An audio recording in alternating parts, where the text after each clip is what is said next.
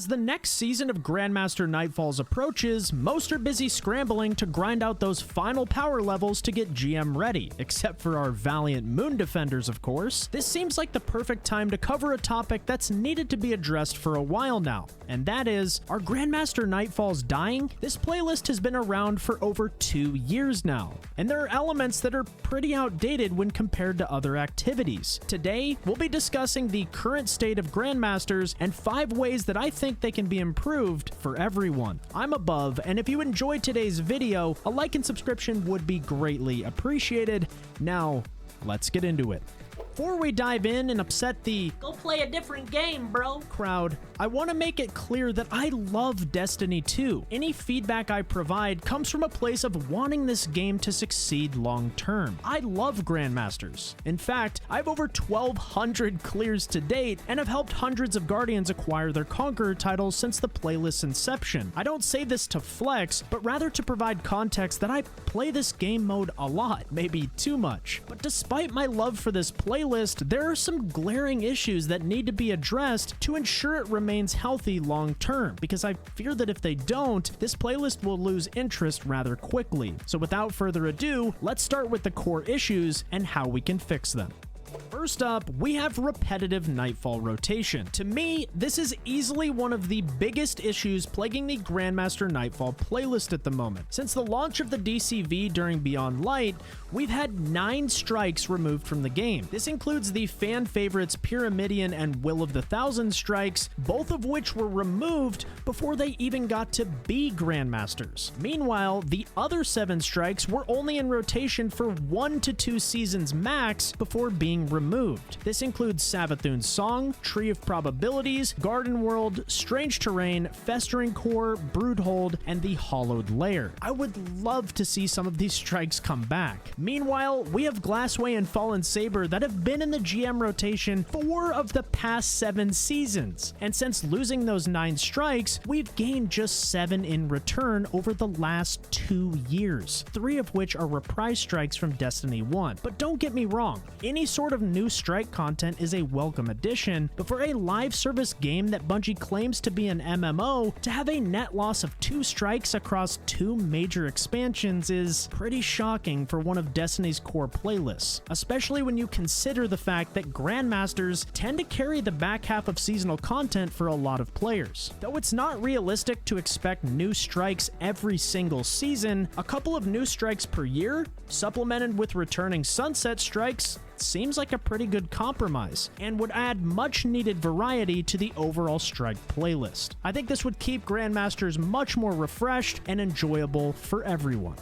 Next up, we have the fear of missing out, also known as FOMO. Due to the nature of Destiny 2's loot system, Bungie started cycling weapons out of the rotation to bring us new rewards without oversaturating the loot pool. I actually made a video about this a while back, talking about just how difficult it used to be to get the God-rolled weapon that you were looking for. So at the time, this was a pretty welcome change. The issue with this system now, however, is the fact that there are very powerful weapons that are now unobtainable to the constant influx of new players, including the likes of Palindrome, Azumi, Hung Jury, and the Hothead. And it sucks when people come into my stream asking about which weapon I'm using, only for me to break it to them that you can't get it anymore. With all of the recent vendor updates to playlists like Iron Banner and Gambit, a similar weapon focusing system would make a lot of sense for Grandmasters. Imagine with each Platinum GM completion, we received an extra currency known as Operative Energy. Over time, you save up enough of this currency and use it to purchase an adept weapon pattern from Zavala in the tower, including any of the previously retired GM weapons that we mentioned earlier. Let's say the weekly weapon is Mindbender's Ambition. You clear a GM, get your Mindbenders, the usual materials and exotic armor drops, and some operative energy that can be focused into another Mindbenders. Or maybe you go for the elusive God-rolled Palindrome that you missed out on in previous seasons.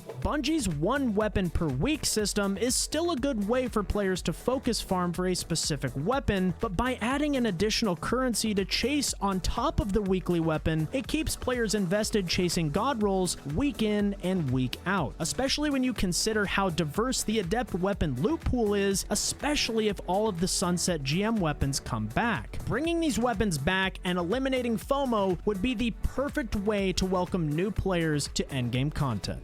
At number 3, we have power level requirements, and this one's a little more straightforward. I'm all for power level mattering in endgame content, but when I'm forced to grind bounties for a plus 15 on my artifact, yeah. No thanks. The artificial power grind just doesn't do it for me, and I know many other players feel the same way. It's not only monotonous, it also limits the number of people who can participate in Grandmasters when they release, and creates extreme fatigue for players who grind these levels out season after season. Instead, add a contest mode that automatically bumps players up to the required power level, similar to how the Castellum works from Season of the Haunted. This way, if you want to participate, you can, without any of that ridiculous early season grind.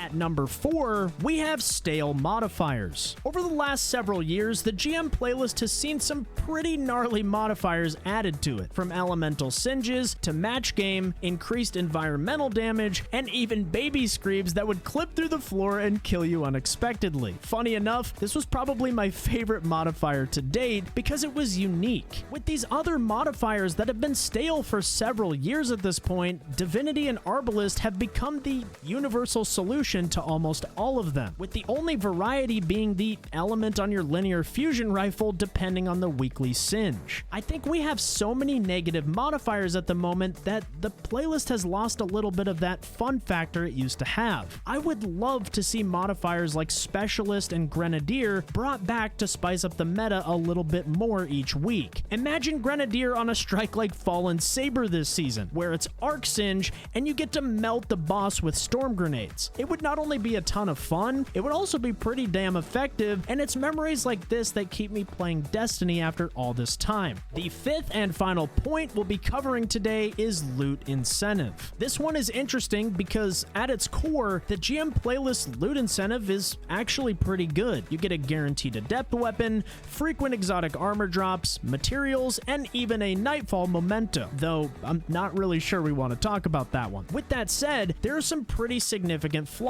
with the loot system as it stands right now. The first and arguably most pressing issue is the fact that adept weapons just don't really have a place in the game anymore. Craftable weapons with enhanced perks tend to outshine adept weapons in almost every scenario. I mean, let's be real. When's the last time you felt a significant power bump using an adept weapon over its standard version? Adept Icarus saw a massive drop in utility after the inner accuracy changes. Mods like adept handling, range, stability, and counterbalance are virtually useless in PvE, and adept backup mag is bugged to the point where it's actually detrimental to use it over standard backup mag in literally every way. I actually made a video on this topic a few seasons ago, and I'll link that down in the description below if you want to check that out. My point being, now that weapon crafting exists, adept weapons are kind of outdated. They need a serious rework to compete with enhanced perks because as they stand right now, they simply aren't worth your time investment. On top of this, I would love to see more cosmetic rewards added to the GM playlist, and other playlists in general for that matter. Similar to how Trials operates, give us a unique GM armor set, exclusive armor glows for gilding or title, rare adept weapon skins, and literally any cosmetic reward to chase. Now that we have Guardians who are gilding titles for a 6th time, what if we started to evolve the appearance of our gilded title on the character screen? Sort of like a decorated soldier in battle. The more times you gild it, the more decorated it becomes, with major landmarks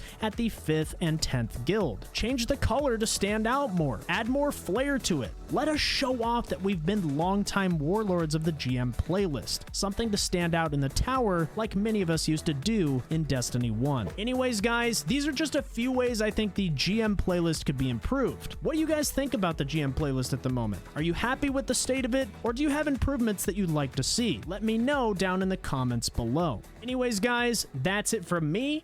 Thank you so much for watching, and I'll catch you next time.